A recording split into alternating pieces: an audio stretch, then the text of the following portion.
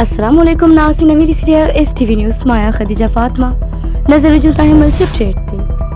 नाज़रीन, काजी अहमद का साए इलाकों जी रिपोर्ट मूजिब काजी अहमद में तेज तूफान पवंदड़ बरसात सबब टाउन कमेटी जे करोड़ रुपयनि जी बजट जो भांडो खुली वियो।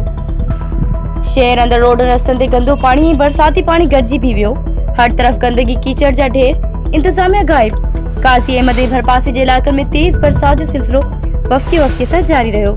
बरसात सबब गर्मी जो ज़ोर टुटी वियो ऐं बरसात पवण सबब आबादगारनि खे मथे ते हथ फिटी जे फसल खे कापारी धक। टाउन कमेटी काजी अहमद जे गुज़िरियल 4 सालनि में कयल तरक़ियाती कमनि ते नाले करोड़ रुपयनि जी बजट जी करप्शन जो भांडो खोले छॾियो। शहर अंदर मुख्य रोड रस्तनि, बाज़ारनि, मार्केटनि, कॉलोनियुनि, चौराहनि, तोड़े रोड, अस्पताल, प्रेस क्लब चौक, डेड़ान road, Malpuri road, Jamal Shah road ऐं ॿियनि इलाक़नि में बरसाती पाणी ऐं गटर नालियुनि जो गंदो पाणी गॾिजी भी वियो ऐं शहर अंदर हिकु बरसात खां पोइ टाउन कमेटी जी इंतजामिया जी पत वाकई करे छॾी आहे।